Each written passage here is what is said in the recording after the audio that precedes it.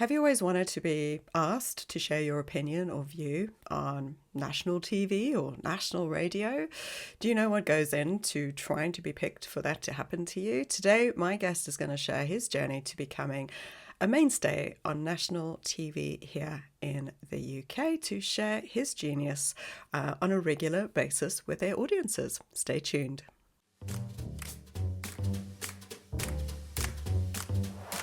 You're listening to The Brand Compass, conversations to navigate your way to building a brand fit for purpose and poised for success. Here's your host, 𝗘𝗣𝗜𝗦𝗢𝗏. Hello there, my friend, and welcome back. This is a place where we get to talk about all the ways in which your personal brand meets the humans you serve. If you're new to the show, welcome. I'm 𝗘𝗣𝗜𝗦. I'm your host on this conversational journey. Now, after a few episodes break, we are back, adding to my series of conversations with subject matter experts who are out there shaping a version of themselves that they are happy to share with the outside world. And of course, they share what that looks and feels like for them. So there are already 6 conversations in the bank for you to go back and listen to at your leisure. Today's conversation is going to be a really interesting addition to the series because we actually have somebody coming on who's a mainstay on national TV here in the UK after working really hard for years to get traction on being recognised for his genius talents. Intrigued? Excellent. Let me give you a bit of background to him and then we'll jump straight into our conversation today. 𝗘𝗣𝗜𝗦 is a global cybersecurity advisor and describes himself as a crime enthusiast. And believe me, we will get into that. He works for ESET, a global online and cybersecurity software business. In his past life, he worked for the police force for 14 years in the digital forensics and cybercrime unit. He's investigated hundreds of crimes and spent much of his time in Crown Court producing digital evidence for an abundance of different offences ranging from fraud to murder. He spends a good chunk of his time conducting research and analysis into the latest cybersecurity threats and is also regularly commenting on a range of cybersecurity and AI stories in the press and has appeared on BBC, ITV, Sky News and CNN. With his real-world experience and positive, upbeat nature, he now guides and advises businesses in bolstering their cybersecurity by blending real-world crime-fighting insights using artificial intelligence and social engineering techniques with advanced digital security strategies to combat evolving cyber threats. Jake lives on the south coast in Dorset with his young family, and when he's not working, he enjoys water sports and being at the beach. Welcome, Jake. Thank you. We need to shorten that introduction somehow. You got big words, but you got a very important job. So to kick off, Jake, could you maybe give our listeners a little bit of a backstory to how you got to be sitting here today doing this work and actually being known for these genius talents that you have? Yeah, I mean, it's been a wild journey. I mean, I never planned it out, but if I take you back, say, 20 years, I was just coming out of university. I'd done a degree in maths, and I was wondering what on earth I was going to do with my life. And in fact, I asked my mum, what should I do? And she said, why don't you do something that you love? And I said, well, I don't know. I love bank robberies and I love crime movies. And she said, okay, I don't think you should be a bank robber.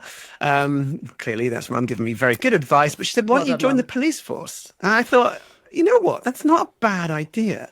So I bombarded my local police force with all these jobs that were going. In fact, it was a time when the police were growing in the UK.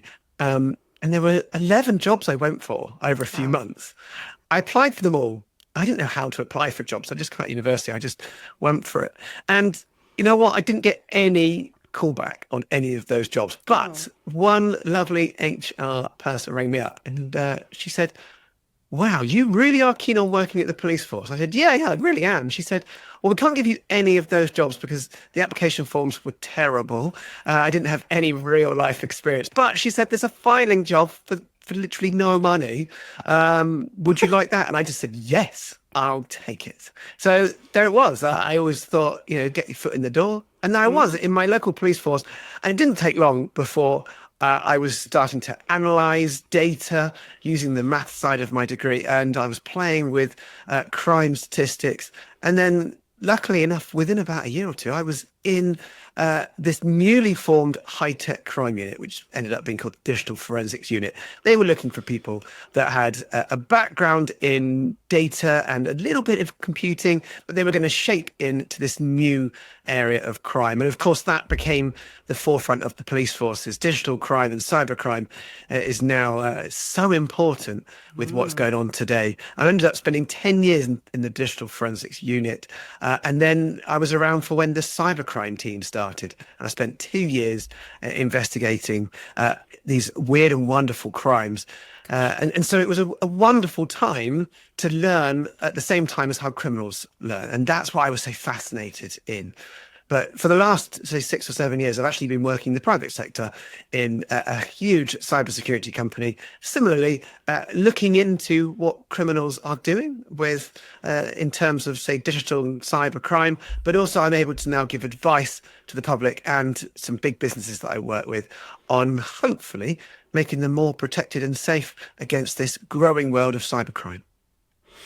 Wow, and there's lots of like little stories in between there, which we're going to get into later, which I'm sure the listeners will enjoy as well. But you've been working really consistently and hard at honing your craft. That's come across quite a lot during our conversations to me, and also in simplifying your message and getting your message out there about the subject of cybersecurity. And obviously that's just started to pay off more in recent years because you've actually been invited more and more to mainstream media to share your advice and opinion with the audiences.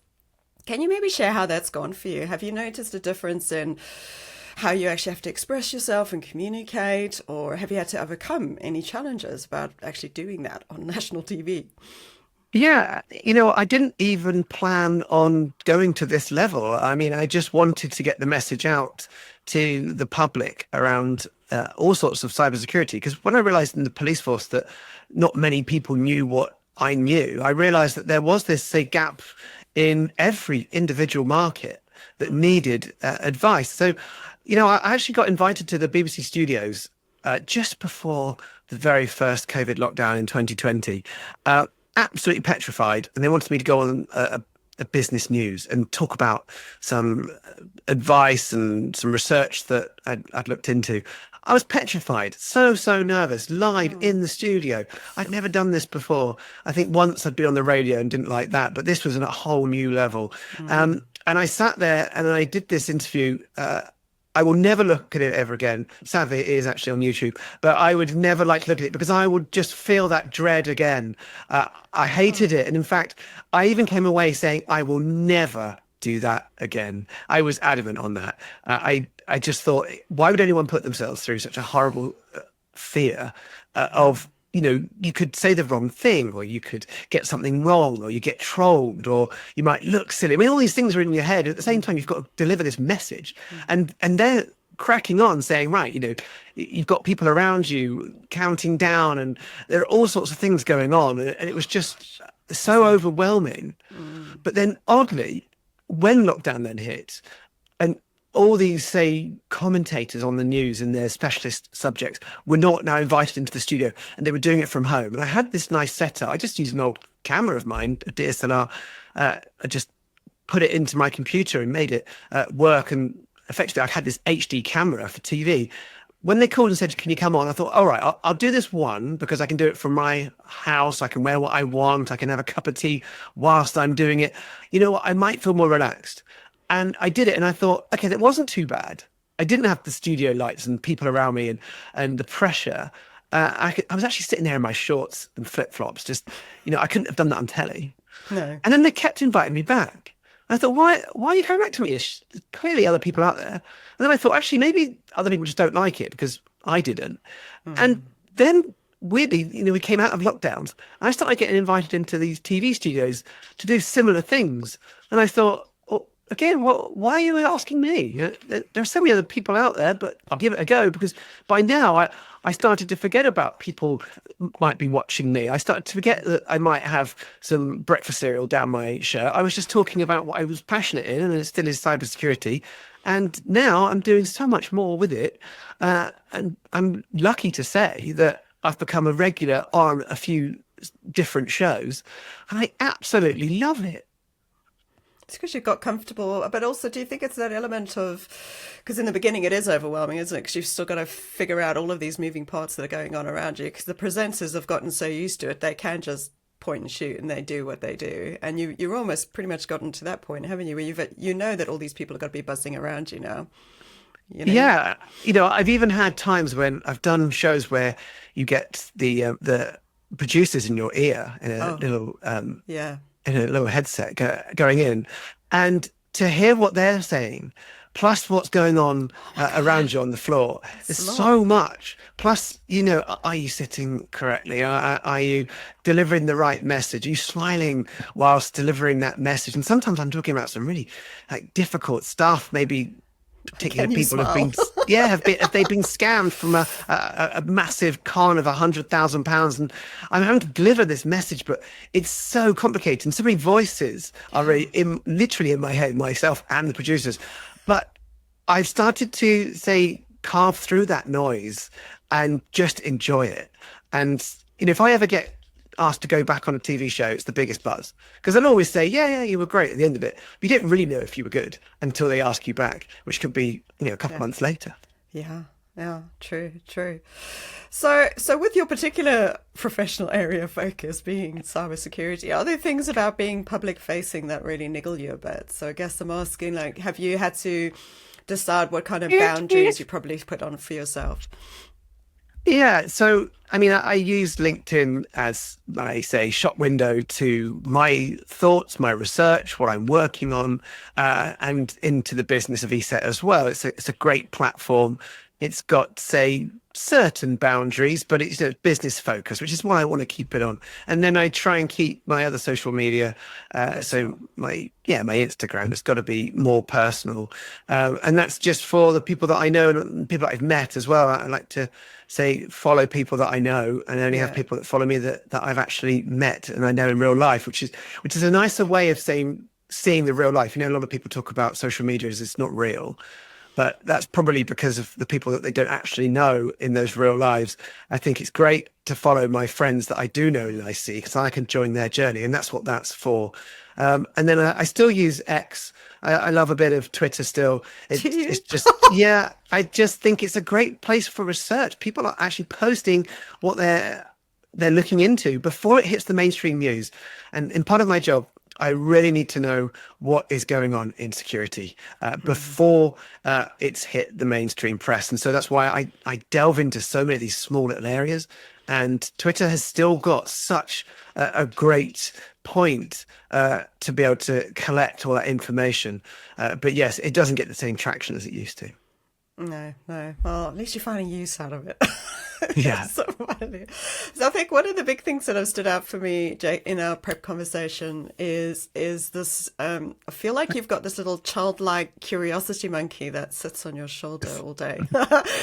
And even in your early days, you kind of jumped through your story with the police force, but the only real reason you actually got to then start to analyze data was because you did not like the filing job. And so what did you do instead of doing the filing job, Jake, while you were there? What did you do?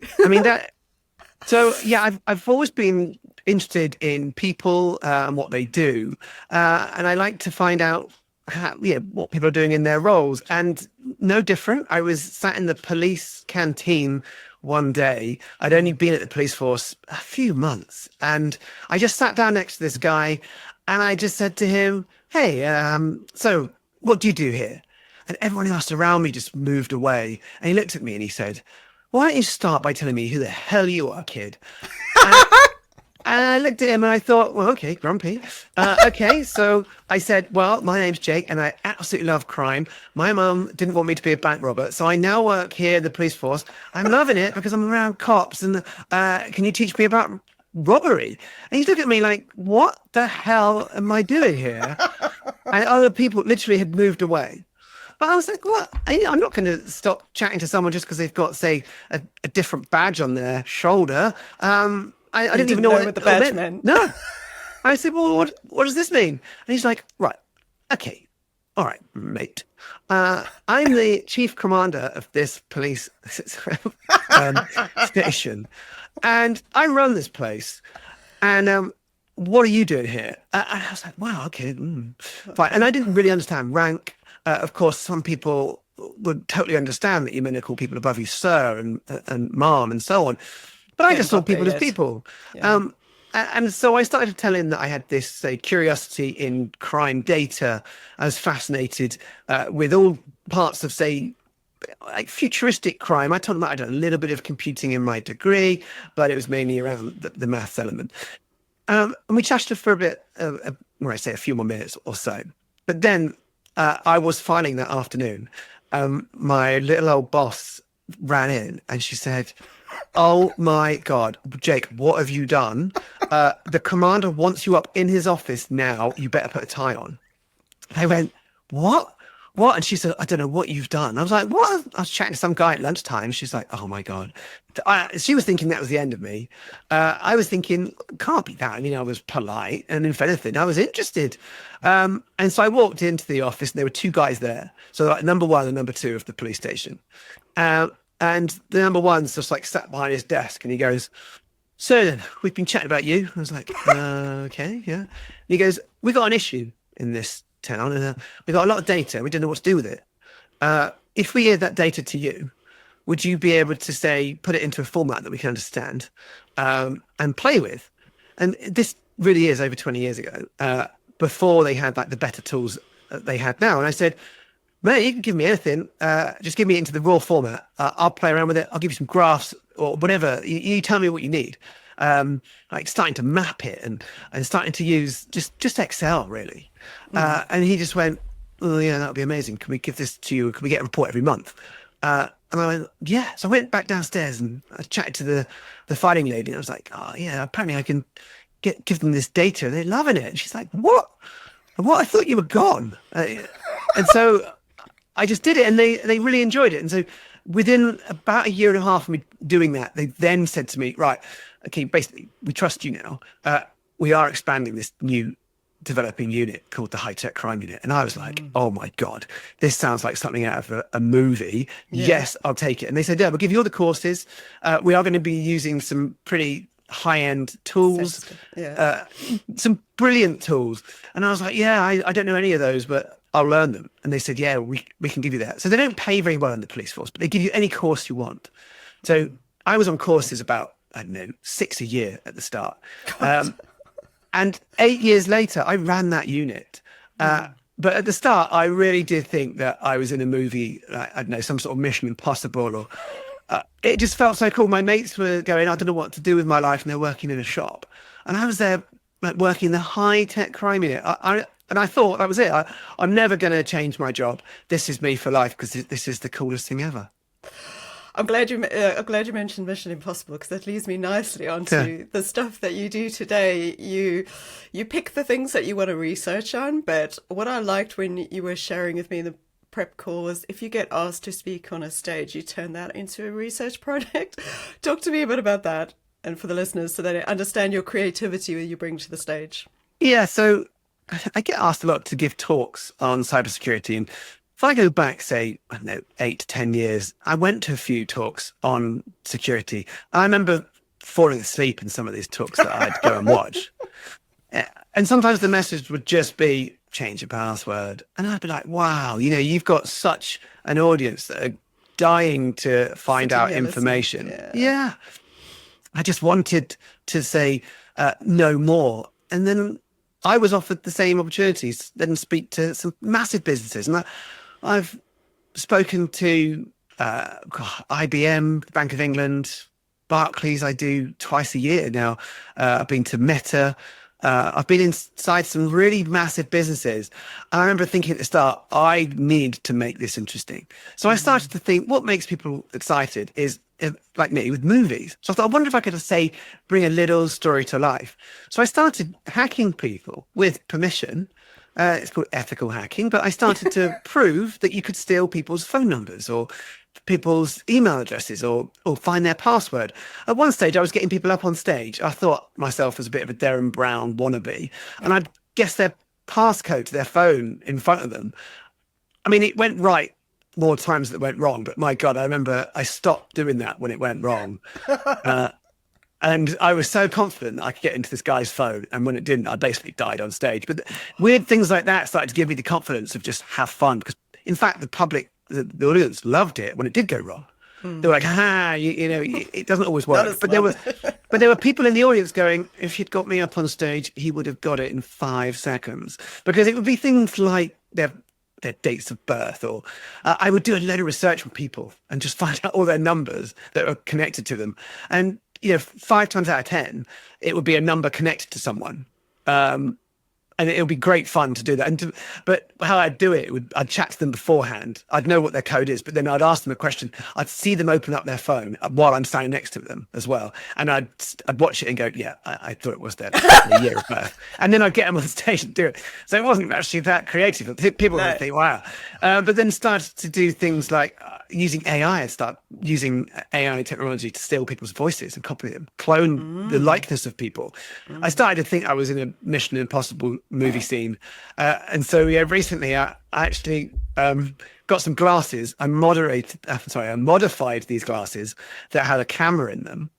And I could then in real time find out who those people are by using facial recognition inside this software connected to the camera. So I could talk to someone.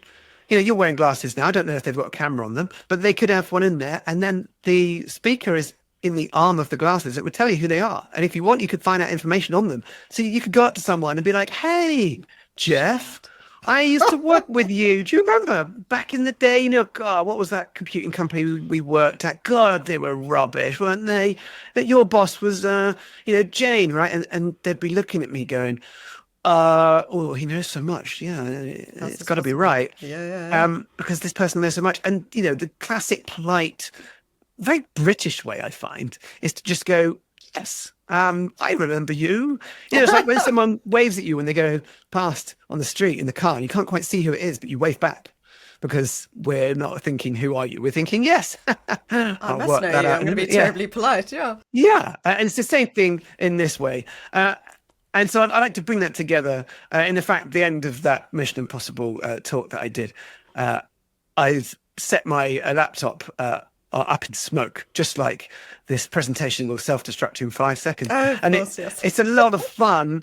And I remember thinking, this is what people want in a talk. They want to go away with a message. Because if I can get them to remember what I have to say at the time of when they're being attacked in a real life cyber attack, if they can then go, wait a minute, there was that weird guy that came up on stage and set his laptop on fire. He was saying, I definitely need to verify who the hell I'm talking to before I give my credentials away.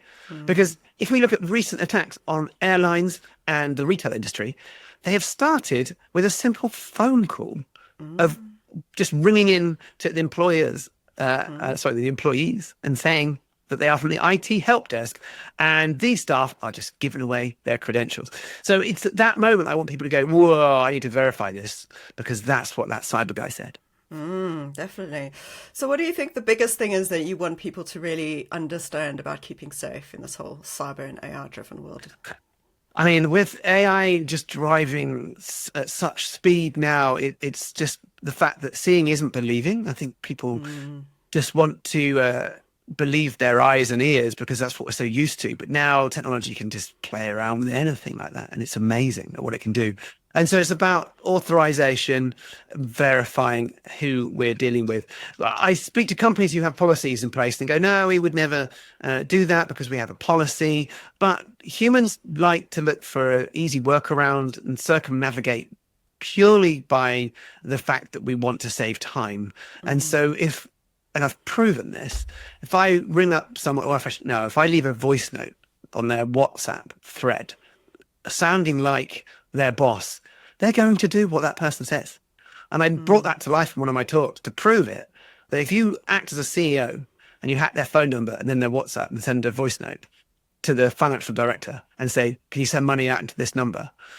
They are going to send it to that account number because they believe it, even though they'll have policies in place that say, do not send money to anyone outside of this spreadsheet, which is only internal and updated by only 2 people. So, you know, you can bypass all that because people want to be helpful and they believe everything. So you've got to still use your common sense, but don't always trust your eyes and ears. Yeah, absolutely. Might be in trouble there. I don't think we have enough people that have common sense. As you know, Jake, I work a lot with subject matter experts, right? And knowledge workers that specialize in a particular area. So I have some definite thoughts myself around what is a subject matter expert and what is a good one and what is a bad one. But how would you define a subject matter expert, the phrase or the term? Yeah, so I personally hate the word expert because no one can call themselves an expert. In fact, it just makes me just shudder thinking about it, because sometimes if you hear that from someone, you then go, all right, impress me. I don't want that. And that's why in my title, I'm lucky enough to have the word advisor, because I like advising. You don't have to take what I say even. I can advise a company, but if they don't want to do it, then that's totally up to them. It might not fit everyone. And so, I'm conscious of others in the field as well that are genuinely the real experts, but they might not want to give that advice because they're so buried in their research. As long as we get to see their research, then it's wonderful.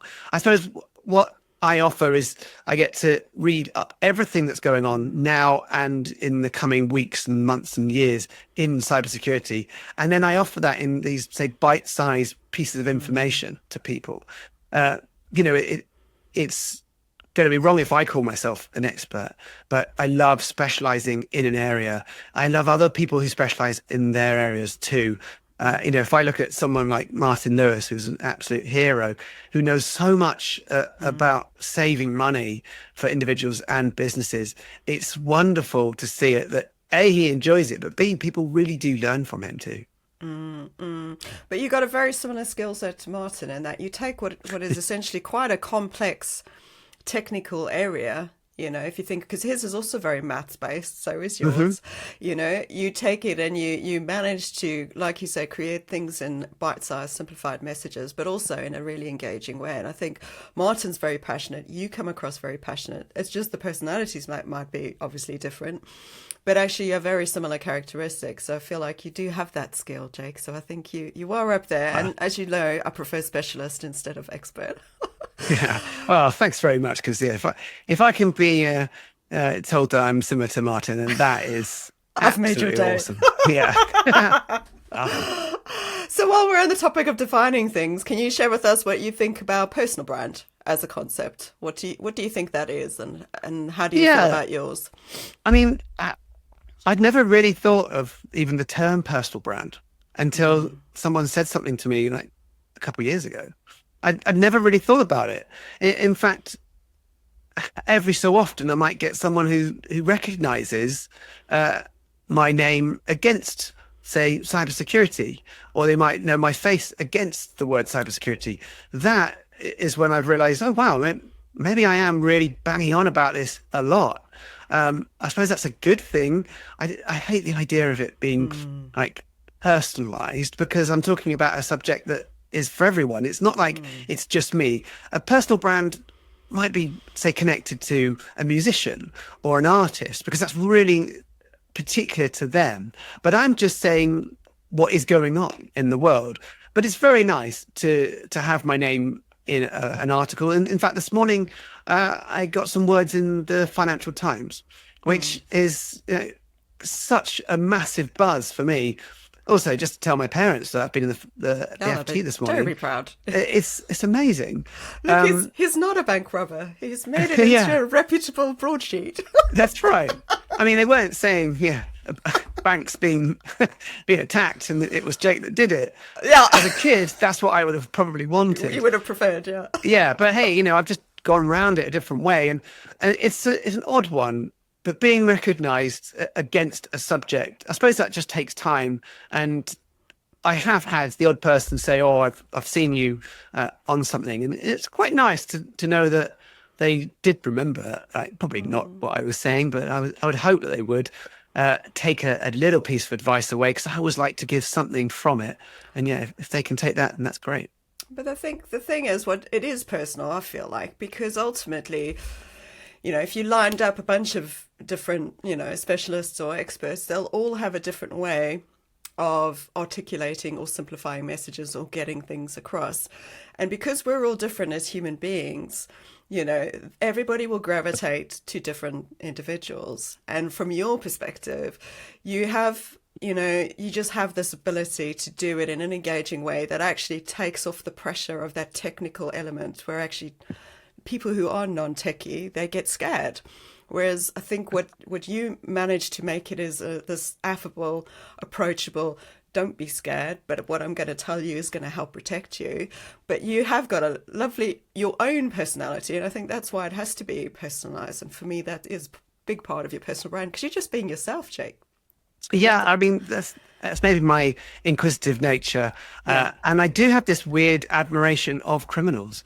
You know, I do say I'm a crime enthusiast because I love what they are doing. Yeah, I'm not going to go and commit any of these offenses, but I admire them in this strange world. And in fact, some people say, you know, you've got to think like a criminal to catch a criminal. We used to say that in the police force. And I kind of do that a little bit now. I've got to think like a cyber criminal. How would they go about this? How would they not get caught? Because they don't want to get caught. In fact, very few ever do. And that's why we've just flipped that on its head to go down the protection route rather than the investigative route, because we're not going to catch them. Once they've done it, they've got away with it, unfortunately. So stop them from actually taking the money in the first place. But that, say, curious mind, as you say, about how they're working will just fuel me to do even more in it. And the more I can bring it to life and tell people this really does happen, I think that's a better way of them, say, taking that message on, rather than me just saying, oh, by the way, you do need to update your phone. You do need to change your password, and then you'll be safe. They're not going to remember it that way. No, story first. Yeah. So before we bring our time to a close, Jake, I don't want to stop, but, you know, we could carry on forever. But there's two questions that I'd like to ask each of the guests that have come on this series. And the first one is this bit about when you're in your flow, when you're in your genius zone, where actually time just flies. And I'm curious to know what that looks like for you. Like, are you highly energized, or are you really calm and relaxed? And what is it that you're actually doing when you're actually getting to do the thing that you love doing the most? Wow. Yeah. So I find that, say, flow state really when I'm deep inside the research angle of, say, I've just opened up Pandora's box of, say, the latest tools of what criminals are using. And I can see that end goal of what I'm going to achieve from being able to prove this. So when I worked out that you could clone a voice, in fact, I started by cloning my own voice. And then suddenly I just went, right, I've got my criminal hat on. What can I do with this? And just started firing off so many ideas, and all my notes just started filling up with these like weird and wonderful ideas. I sometimes don't even know what the end goal is yet. In fact, I had that earlier on this year when I was working on something. In fact, I had one end goal. It never worked, but I wanted to carry on. So that energized feeling of, well, I want this to work just kept me going. And it just made me so excited. And in fact, I'm working on more research right now, and I can't wait to jump back into it. I'm constantly making notes, just out on a dog walk or out on a run. I'll jump into my phone. I've got thousands of notes there where I just write the odd anything from a word to a paragraph that just I can't wait to put together. And that's really what the flow state is. But I suppose that's the bigger thing. But if I shrink it down to just like a couple of minutes, it's got to be what I thought I'd never say is the going on TV for, say, a 3-minute interview. It still has a huge buzz, and it will last the whole of that day. It's not just the 3 minutes. And I always think about my adrenaline. It continues throughout that day. And that's something that I absolutely love now.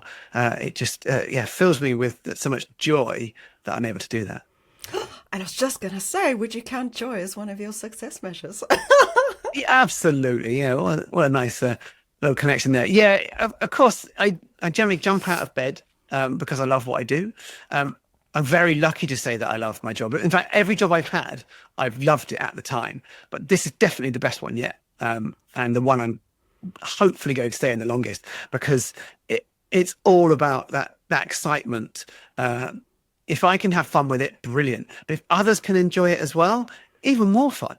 I can then go on to tell people, you'll never guess what happened. boom, I've got them listening. I can tell them a story and bring it back to life. And that's what I love to do. My favorite ever stories that I've created and worked so hard on, I'm then able to go on stage and tell those people. In fact, I'm speaking to 1,000 people on Wednesday about my last piece of research. I cannot wait to jump around on stage and say, you won't believe this. Guess what happened? And that is a lot of fun. Oh, thanks, man, Jake. I've really enjoyed our time together. Thank you so much. I really appreciate your time coming to share Thank you. with us today. You've got such an important area of work, especially in the world that we're living in today. So I'm really grateful that we do have people like yourself that we can look to, that just give us, what we need to know, but also in a really memorable way that sticks as well. And what I really love about you is your consistency, because I feel like, and I did go and watch all those YouTube interviews. But for me, every interview, yes, I did. You were not that bad.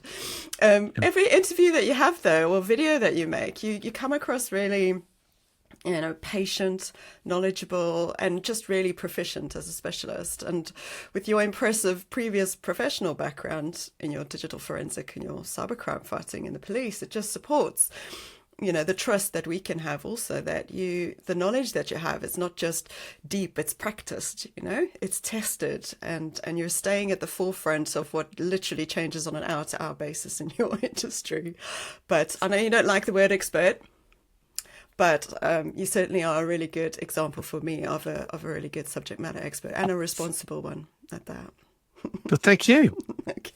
So if somebody wanted to listen or to get in touch with you, after the show, where is the best place for them to do that? It's going to be LinkedIn. Just look me up on LinkedIn. I'm usually throwing all sorts of ideas and weird and wonderful bits out there. And I love a good old conversation on there. It's an amazing place for it. Okay, great. And I'll pop that in the show notes as well. So thank you very much, Jake. Thanks. And that's it for this episode, folks. Thank you so much for joining us. So what did you think about that? Can you see how defining your area of specialism in a simple way that becomes easily recognizable with your name could help you to be seen and heard clearer by others? The biggest thing that stood out for me with Jake is that your communication skills are paramount. So for him, this plays out in how he shows up on national TV, and he can handle questions under pressure of lights and camera. Although he says this has gotten easier, obviously, over time. He also has a way of simplifying the important priorities of his message and finding really creative ways to get people to pay attention. So what could you do for yourself to apply the same rule? Part of our responsibility as knowledge workers or subject matter experts is to clarify why people should be paying attention to what we say. Let's face it, the world and our news feeds are incredibly noisy. Don't add to the noise. Dial it down wherever you can. Find ways to cut to the chase and get better at helping others to understand you quicker and engage you for the work that you know that you were born to do. If you're struggling to narrow down your specialism in a way that people can get it faster, or just want to know how to dial down that noise and cut to the chase of why people should choose you, this is a big part of personal brand strategy work. If you'd like to chat to me about doing this important time-saving work, then drop me a line and let's book a time in to chat. I'll pop my details in the show notes. So who do you know who could do with hearing Jake's story today and our conversation? Share this episode. You know you want to. Until next time, my friend, stay strong, believe you have value, and make good brand decisions. Thank you for listening to The Brand Compass. If you enjoyed this episode, make sure to share it with your entrepreneurial friends and help them make good brand decisions. Until next time, let's keep the conversation going at 𝗘𝗣𝗜𝗦𝗢𝗓.com.